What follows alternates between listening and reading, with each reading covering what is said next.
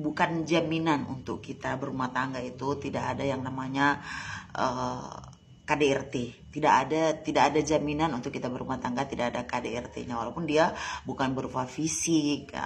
Ada juga yang KDRT berupa psikis ya, bukan badan kita yang tersakiti, tapi hati kita yang kadang karena kalimat-kalimat yang nyelekit banget, yang menyakitkan, itu bahkan lebih sakit lagi ya teman-teman. Kita bahkan kita perempuan itu akan lebih sakit lagi kalau kita disakiti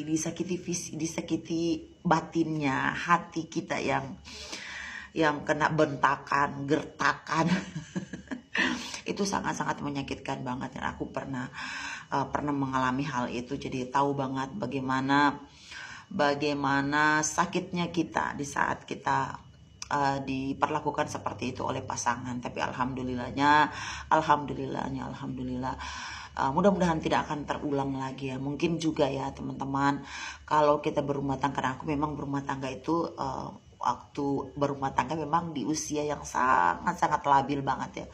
Aku menikah di usia 16 tahun gitu. Jadi kalau ribut itu merasa diri paling benar sendiri, merasa karena memang masih labil, 16 tahun masih anak-anak. Jadi merasa diri paling benar gitu. Ngapain juga aku mau bertahan juga aku masih cantik, masih muda. Nah, merasa seperti itulah yang ego ya teman-teman, merasa diri paling masih bisa gitu ya, masih bisa. Jadi tidak ada iman, itu yang paling penting juga sih. Kita tidak iman kita juga nggak kuat gitu. Apalagi kalau memang kita ya jauh-jauh dari Allah, kita tidak berumah tangga, tapi kita bukan berumah tangga Islami ya. Bagaimana kita kalau berumah tangga secara Islami itu, bagaimana kita memperlakukan suami dengan baik, bagaimana kita bersikap jadi seorang istri. Nah itu dia, aku memang tidak melakukan hal itu karena memang belum tahu dan memang belum belajar. Ternyata suami di saat lagi marah, atau suami lagi emosi, kita seorang istri itu seharusnya kita meredakan.